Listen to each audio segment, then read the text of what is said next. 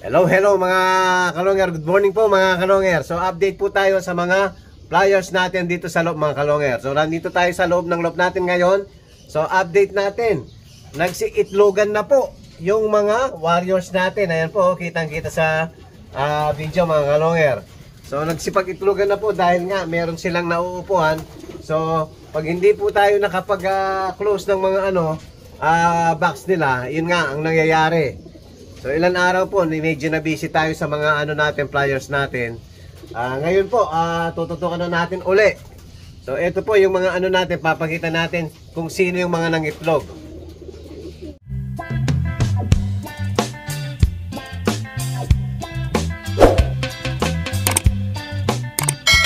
Hello mga kalonger, ayan, yan. Sigurado ito yung nangitlog rito. Tapos yung dalawa, hindi ko alam kung sino pa. Sigurado kung sino yung pumesto mamaya rito. Siya yung may-ari ng itlog mga kalonger. So nasasayang lang po. Kung sana nga, kung sino malapit dito mga kalonger, yan pwedeng palimlim itong mga itlog na to. Kahit alin po dito ang mga itlog mga kalonger, pwede natin ilaban yung magiging anak nila dahil solid, puro solid po ang naka natin rito, ang mga flyers natin dito. Kahit sinong mangitlog dito mga kalonger, magaganda yung lahi. Yan, paparandahin natin ngayon para exercise po. Kapon kasi hindi nakalipad yung mga warriors natin dahil nga wala tayo maghapon. So ngayon, exercise ngayon para sa training mamaya sa Rosales. Yan, palilipa rin natin yung mga warriors natin. Titingnan muna natin kung wala nang namamaga ang mata.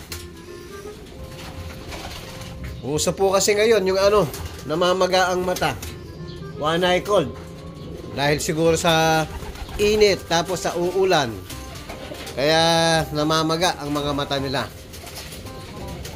Yan, bubuksan muna natin yung tolda mga kalonger. So, hindi nakasarado pa po. So late na naman tayong umakyat. Time check po 8:30 na mga kalonger. So bubuksan ko muna yung tolda nila. Yan, naka-ready na po yung mga warriors natin.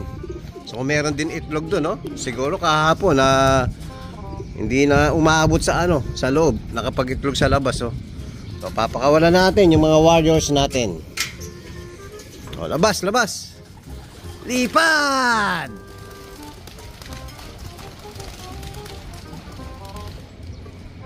Oh, labas. Lipad! Isa na lang. Hoy, bakit ka natira? Yun!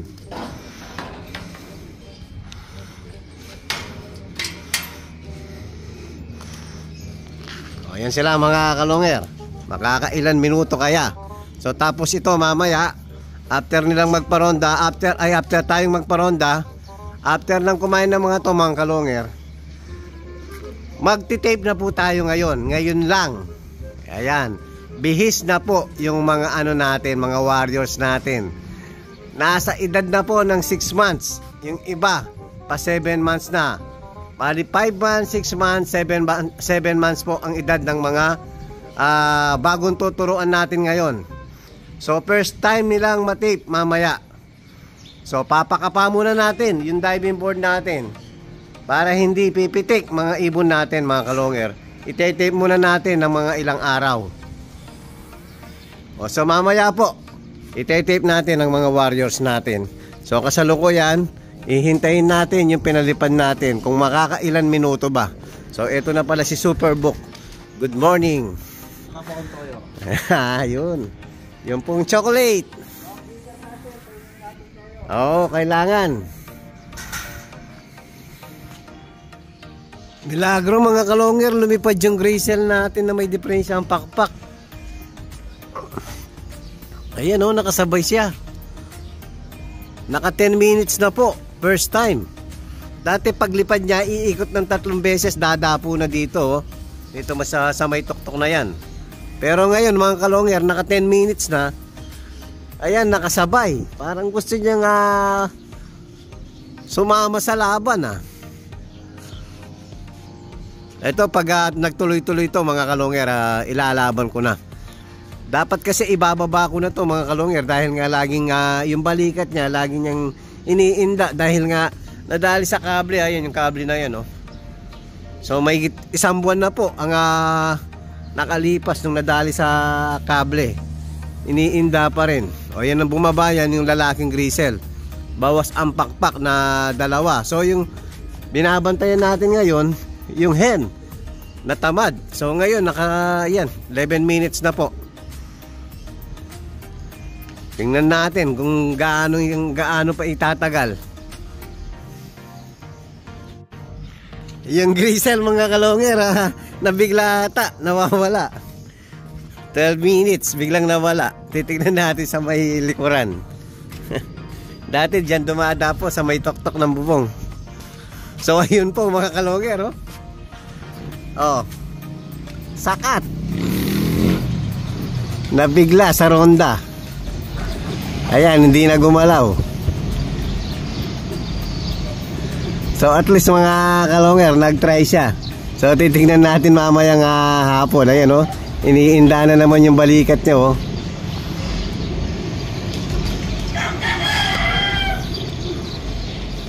Oh, relax ka muna dyan. Hindi na gumalaw mga kalongger. Oh, lumilipad pa rin yung mga warriors natin.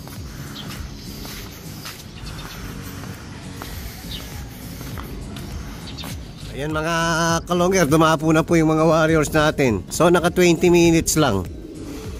Sobrang init na po kasi. O, pasok. Pasok,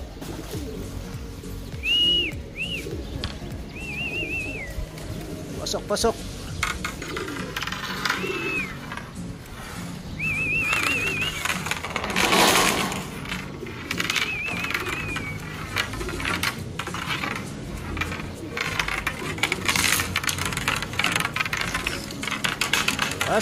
Pasok.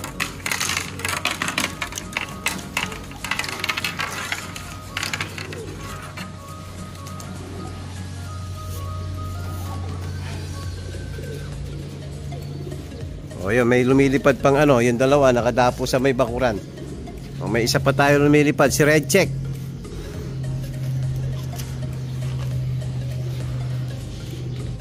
Yan mga kalongger, yan si Grisel, oh. Tingnan mo, parang magana naman yung balikat niya mga kalongger, oh. Ayan po, oh. Baksak na naman ang balikat niya, oh. Oh, talagang parang hindi talaga pwede mga kalongger. Yan, inaangat na naman yung balikat niya. O, pasok para makakain na kayo.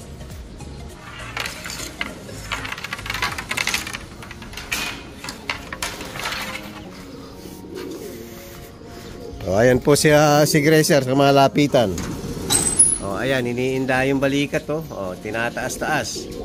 Talagang hindi pwede mga kalongger, pang-breeder na lang siya. Sayang, anak pa naman siya ni Sibat Cross Kaufman. Yan, napakatulin. Yung unang nung first clutch nila mga kalongger, yung panganay nila, linaban ko last year sa South mga kalongger. Second overall champion po, tapos lap champion ng San Narciso, Quezon. So may potential itong mga magkakapatid na to, kaya nasasayangan tayo rito kay Grazel, eh. Ayan, oh, inaangat yung balikat niya. O, relax muna para makakain na kayo. Hello mga kalongger. Ayan, after po natin magpalipad, sakto, meron tayong dumating na bisita galing ng Cabanatuan. So, mag-a-avail po ng mga warriors. So, nakapili na po si Sir. May sinan akong picture dati sa kanya. So, ito po yung napili ni Sir. Hello mga kalongger. Ayan, ang muling pagbabalik ni Ma'am at Sir. Yan. Sir, ano kasing pangalan? RB Jacinto. Taga Cabanatuan po, no? Tapos si Ma'am. Yun, yung napaka-supportive na Missy. Yan. Nakamotor lang po kayo? Yan, sa sobrang init po ng panahon mga kalongger. Nakamotor lang sina Sir and Ma'am. Ito po yung napiling ibon ni si Sir. Alin ba yan kay? Si Sorbet? Kapatid mo ito. Ayan. Si ano yan, no? So, kapatid sa nanay ni Javier Clacker. Yan. Tapos yung tatay, Benito Goque, de Bruxelles, Kaluluwa. Ayan. Sure na pang South ang mga ibon na mapupunta kay Sir RD. Tama po, no? Yan. Talagang pang South. Long distance po yan. Dahil kapatid mismo ng Javier Clacker natin. Itong hawak ni Kiyo Di Pogi. Yan. Busy sa paghahanap ng record. So, gagawan po natin ng PEDS. Kaya, hinahanapan ng record yung ano. Okay na? Nasyan mo na ba sa akin? Yan. Tapos yung isa, kita mo kayo yung isa.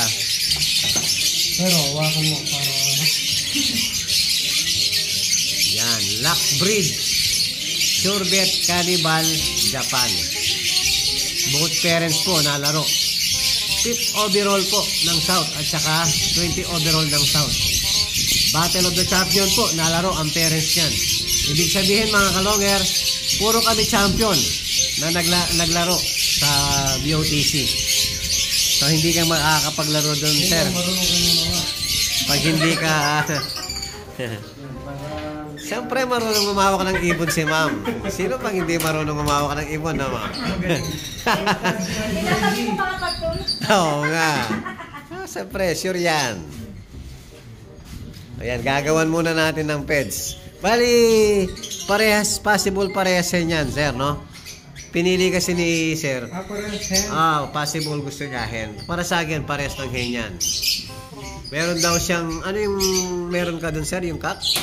Ball, saka actually, Cannibal Rambo. Ayun, idudugtong, oh. Gusto ni sir, idudugtong yung cannibal. Ito, meron. So mahibig yung mga ibon, no? Sakto, nag-isama, no? May nakikita sila na... Ayan, gagawin natin na muna ng pets, mga kalonger. Hello, mga kalonger. Ayan po, magpapaalam na si Sir RD, tsaka si Ma'am Tisay. Ayan na, nakaano na ba? Ibabaks na si Surebet and Kuipers Japan.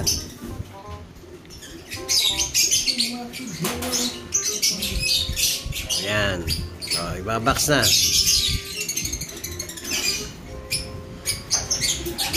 Tapos ito yung pedigree, mga kalonger. Ayan, no? Yan, dalawa po. Yan.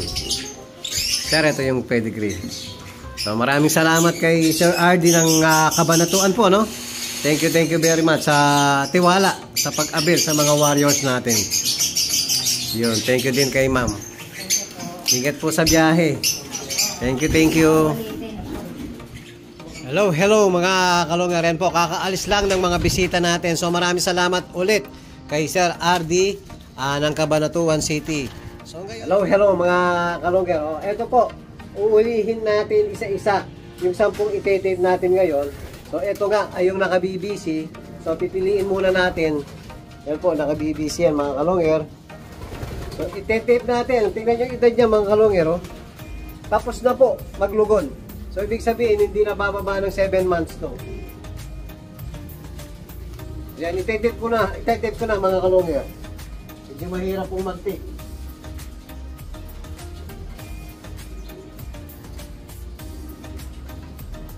I-tape ko na nga. Yan, medyo mahirap pag magsasaka mga kalungger. Mahangin pa naman dito. Malikot, oh.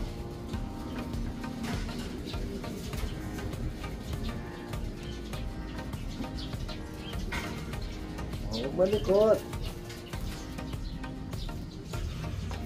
So, i-tape ko muna mga kalungger. Ayan. After natin na i-tape, papakawalan natin dito sa mismong loob muna rito. Papaalam lang natin sa kanila na hindi na sila pwedeng lumipad dahil nakatape sila. Dahil po paglagay natin sa diving board, pag hindi nila alam na hindi sila nakakalipad, so sisibat po, pipitik po yung ibon natin. So mahuhulog po, mataas po kasi. Nasa 4th floor po tayo mga kalungger. So ite-tape po muna yung 10 mga kalungger. Hello mga kalungger. Ayan po, na-tape na natin yung 10 natin BBC. June po ang laban. Yan, ngayon pa lang natin papakawalan. So 5 months, 6 months, 7 months po yung age nila. So lalagay na po natin dito sa diving board. So uulihin muna natin yung mga warriors natin. Hello mga kalongger, ayan po. Nasa labas na yung mga tinip natin, 10 pang-BBC natin ng winter. So ayun po sila, bumabara ko na. Dahil nga magugulang na ibon natin. So yung ginawa natin na yung kasama nila sa loob na hindi natin pinakawalan.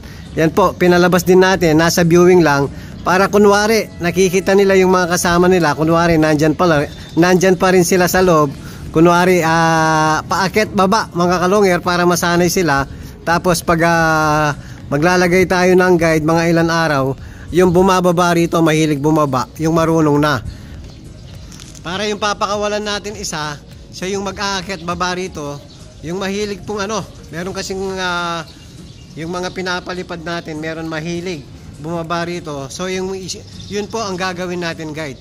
Kung sino yung mag-aakyat baba sa mga pinakawalan natin 10, so siya naman ang magiging guide na susunod. So madali lang pong matuto, basta nag-aakyat baba dito sa may swimming pool. Yan, 3 beses na bumaba, umakyat dyan, matututo na po mga kalongger. So wala mong pipitik. Mahirap po kasi rito kahit naka-tape sila. Ayan, dahil nga mataas tayo, pag nakaakyat dun sa may bakuran doon, nag-slide po, baksak sa baba, hindi na po atin yung ibon. Yan ang mahirap po pag mataas ang lugar natin. Minsan mas maganda pang magpatuto ng mga inakay sa mababang lugar mga kalongger. Dito po mahirap pag bumaba ibon, hindi na atin mga kalongger. Mahirap na po ang umakyat dahil nga 4th floor tayo. Dahil nakatape yung ibon natin. So hanggang yan mga kalongger, hanggang 3 days yung nakatape ng 2 pakpak.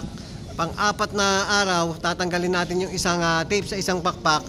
So pang 5 araw po, tatanggalin na natin parehas yung tape sa pakpak. So bahala na sila nun. Kung pipitik at lalayo, bahala na yung matitira sa atin. So habang nagbibiewing yung mga ibon natin, so papakainin ko muna yung mga warriors natin dahil papatraining natin yung mga ilan dito mga ilan dito na sasakay sa Rosales mamaya. Ang problema mga kalongger, yun nga, meron pa rin na bumabalik na namamaga ang mata. Tapos yung isa natin na blue bar kanina, hindi po tumuka. So papakainin natin ngayon mismo sa loob mga kalongger. Tignan natin ang hindi tutuka.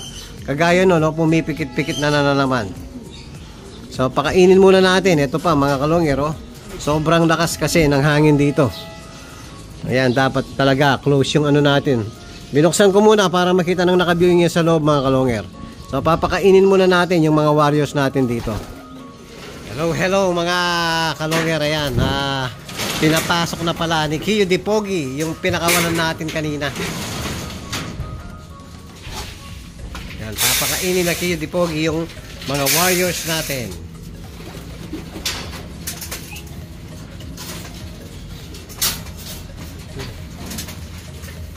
Yan, pinapasok po namin doon kanina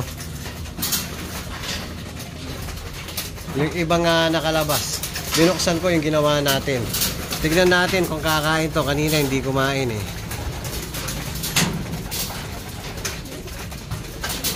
Yun, tumuka na mga kalongger.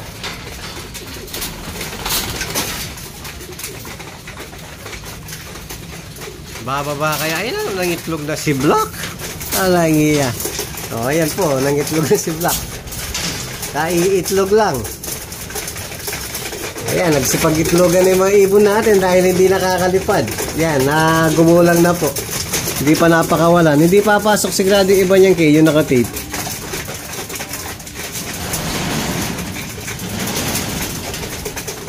Yan po, malalakas naman kumain. Yung nakatape po naninibago. Ayaw kumain. Yan po yung update natin sa mga warriors natin. At kung bago pa lang kayo sa aking channel, huwag kalimutan mag-subscribe, like and share at pakipindutin na rin po yung notification bell, pati na rin po yung all para updated kayo sa mga bagong video natin. So yun lang po mga kalongger. Maraming salamat po. Keep safe and God bless.